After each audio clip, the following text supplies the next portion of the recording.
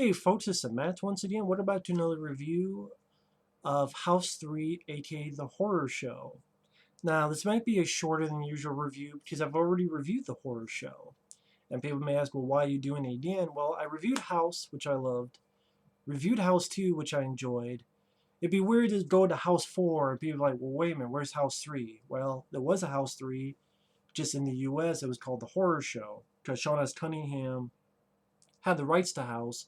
He wanted to do another one, but MGM said, hey, we want sort of a standalone movie called The Horror Show. Can you give us that? And he said, sure. So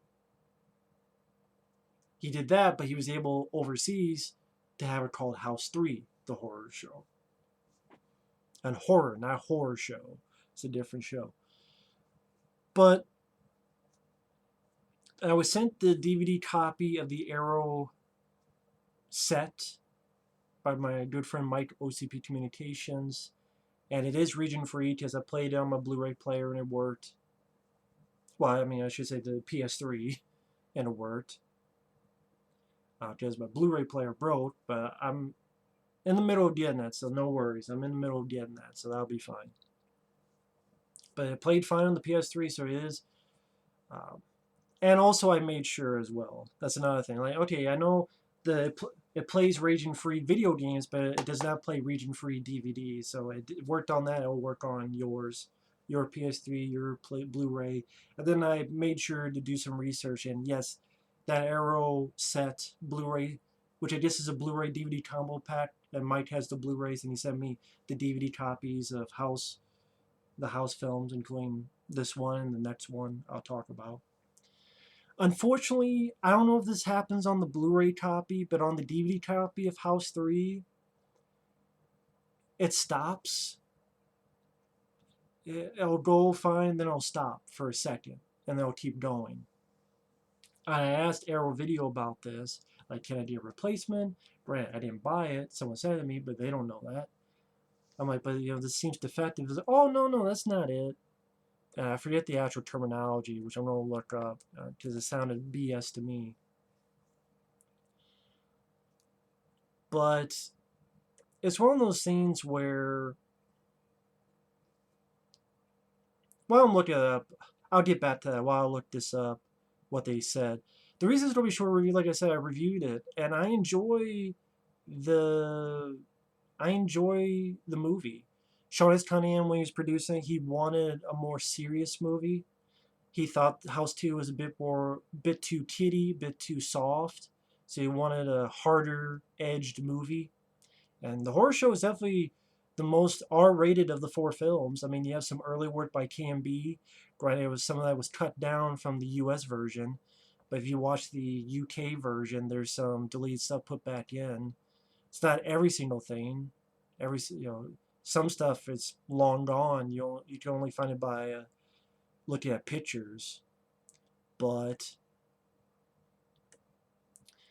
the film stars Lance Henriksen as a cop named Lucas who catch this guy, played by Brion James, may you rest in peace, as meat cleaver Max Jinky. And he's being electrocuted, and he gets back up, and I think he's Kane Hodder being the double in the scene when he's on fire. And he's pointing at Lance Henriksen, going, I'm going back to fuck you up. And that's one positive thing about this movie, why I enjoy this film, is Lance Henriksen and Brion James. Now, granted, Brion James has this weird laugh. It's kind of a sadistic Peter Griffin.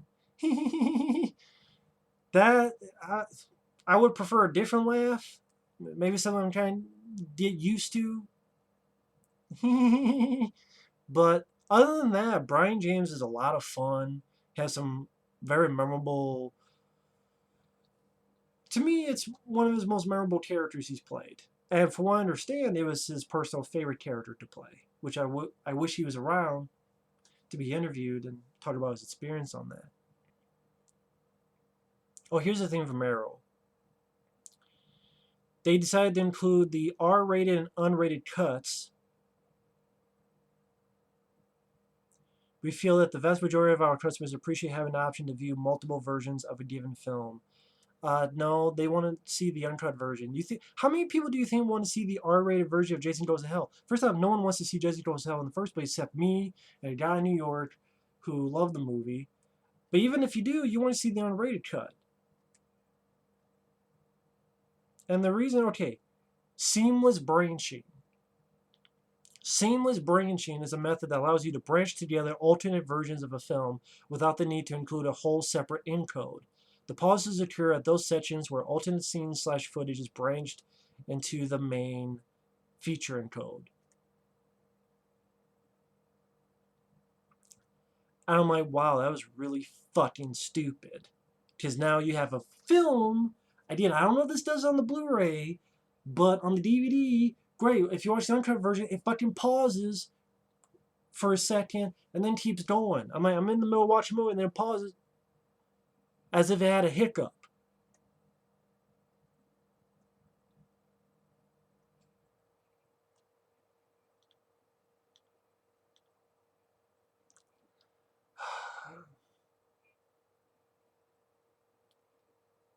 We're sorry to hear that you're unhappy with our purchase, but we do hope that you continue to support the Arrow Video brand. Fuck that. I'm not buying. Right, I didn't buy this. So that's the saving. If I bought this, I would have been pissed. Unless it doesn't happen on the Blu-ray. I wish. Hey, how about this? Sell the Blu-ray separately and I'll buy the Blu-ray. Send the Blu-ray of Horror Show separately. I'll buy it. If it doesn't skip. But the DVD does skip. Because seamless branching. Well, we put two cuts, so the R-rated cut will play, and then when the unrated scene happens, it'll pause because it's not seamless if it fucking pauses and stops the movie. That's not seamless.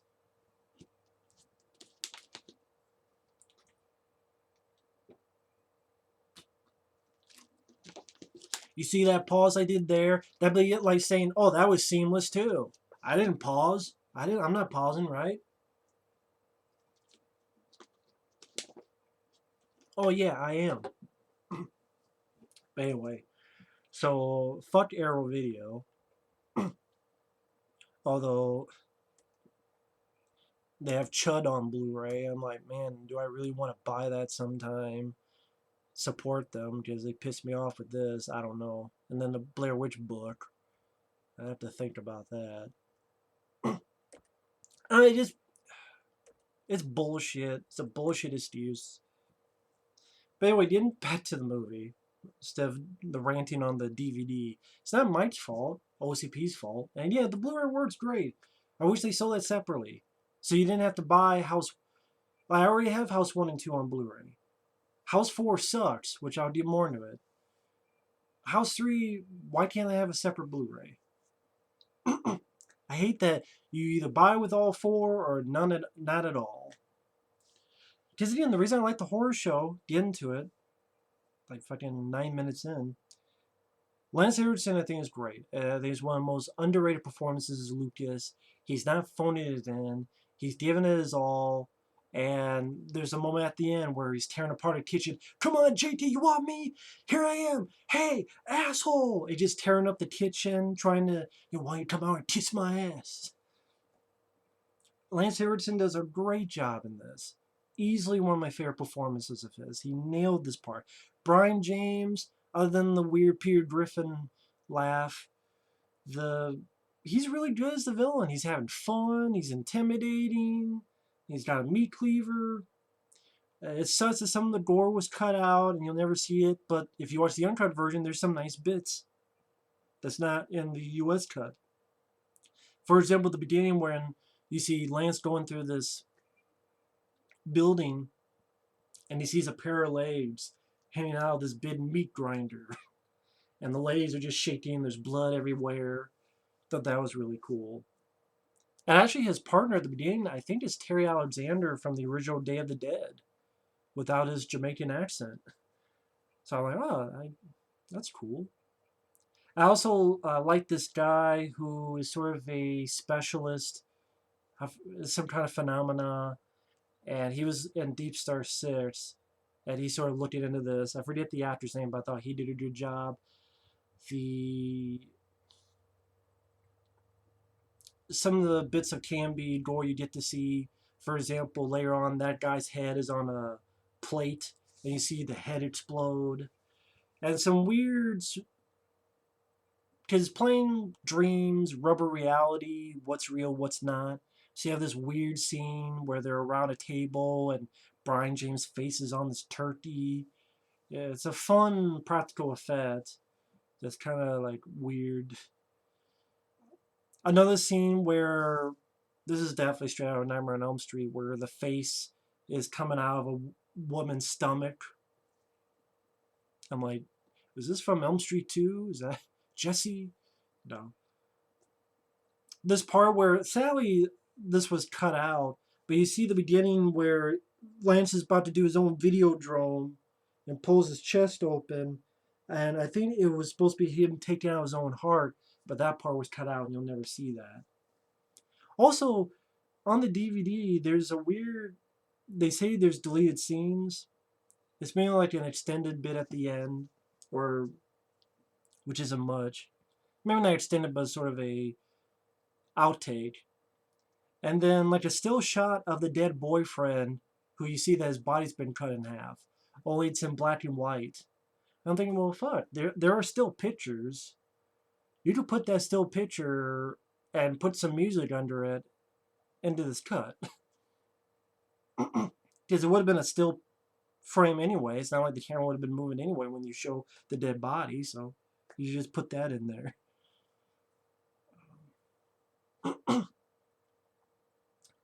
But yeah, it has some memorable sequences. Oh, when Lance Henriksen finds his partner and his partner has had his arms cut off and he's on this chain. There's Meat Cleaver Max. He doesn't fuck around. I mean, he kills a little girl and cuts her head off and throws the head to Lance Henriksen. Now, Lance Henriksen and Brian James, they play off each other very, very well. Like when Mads Jenkins fucked with him in this car. And Lance Henriksen's like telling him off, like, what was the line? I really whipped your ass, didn't I? I forget the exact line. But those two worked very, very well together. And the bits of Canby, effects and gore is fun to watch. You have another scene where the family's watching TV and only he can see that Matt Jenkins on TV and he's doing this weird game show and messing with Lance, but the other family don't see it. But Lance sees it and he pulls out a gun and just shoots the TV. And the finale is satisfying. There's no downbeat ending. There's no cliche sequel bait ending. It's Lance gets the gun, fuck you, shoots the shit out of Brian James. Satisfying moment. In the UTA version, I think you see a few more bullet hits on Brian James's character. The only problems I had with the flick is a bit of the pacing. There's too many moments where a family member goes down the basement and looks around, and you even have the cat jumps out, steer. Like the mom looks around the basement, then the daughter looks around the basement, and it's not that suspenseful, it's not that interesting, and I honestly could have been cut out to make the pacing a bit faster. Let's see, there's that. The family, they're there. I mean, I could take them or leave them. Because it's a mom, older daughter, and younger kid. I could take them or leave them. Also, it doesn't really have any rules to this rubber reality. Like Nightmare on Elm Street, the original, it has a rule. It can only kill you in your dreams. And you pull Freddy out from the dream world to the real world, and then you can kill him. Granted, it doesn't work in the other films because he still comes back, but with that movie in particular, there's a rule. And here it's kind of when Lance goes to the dream world or the alternate world, whatever it is, it's like this generator power plant. I'm like, why are they there? If Matt Jenkins' weakness is electricity, that'll bring him back to the real world, and then you can shoot him. So why, if this is his world, why would they be at this power plant? And like, there's a moment where you think he killed his family, but then he didn't. I'm like, well, why didn't he kill Lance's family? I know there's one line he says where I want you to watch, but it's weird because like he has the wife, but then the daughter and kid you don't see. And then when Lance kills Brion James, I'm like, oh, I guess the wife and kid are. I mean, I guess the daughter and kid, their daughter and son are dead. Oh no, they are alive because they show up at the before the end credits. I'm like, why didn't Matt Jinky kill him? So it's kind of. I know there was a director who did this film called Death Warmed Up, and then he got fired in the middle of it, and then they got the other guy, Jim Isaacs, who's no longer with us, which is too bad. I would love to hear his thoughts on the movie. He went on to direct Jason X, which I enjoy. I have fun with that movie. And for a guy who worked on effects and had to do a trial by fire of directing, I thought he did fine. The score fit the film fine. This is one of those movies that you see for three things: Lance Henriksen, Brion James going mano a mano, and the bit of K&B effects. And I would say of the House films, House the original is my favorite, then this one for Lance and Brion, and then House 2, which I still enjoy. But Lance and Brion, they just brought their A game into it. It was a lot of fun to see those two guys. And it's one of those things like you can have more weaknesses in one film, but if the strengths are so big for me, I'll still like that film more. I know it doesn't make sense, but like you didn't give this film any weaknesses, but this one you gave some. Well, again, just those two and K&B effects, they made me really enjoy the film. Now I will say I like Shocker more, which came out the same year, and was another guy in electric chair who comes back. Shocker I enjoyed more. I enjoy, I mean, the soundtrack, the Mitch Pileggi. I liked there were more people I liked more. I pretty much liked the whole cast. I mean, you even have Ted Raimi in there. Peter Bird I thought was underrated. And I mean, I already did a review of Shocker. Just I already did a review for this, and I know this review isn't much, so feel free to check out my older review of the horror show if you want. But I do enjoy the movie. I know there's another one that came out, but I think it was '88 called Destroyer, which I haven't seen that in forever. I think a Blu-ray came out of that. Need to pick that up one day. But I remember having fun with that. But Shocker's my favorite, then the horror show, then I'd probably Destroyer. But yeah, Lance Henriksen, Brion James, K&B effects, those three make this a film that I do like and enjoy. Although I wish the DVD didn't fucking skip on purpose because of streamless branching, which is not streamless.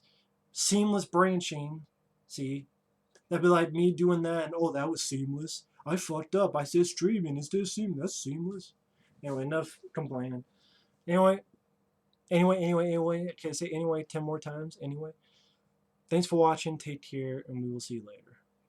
Bye-bye.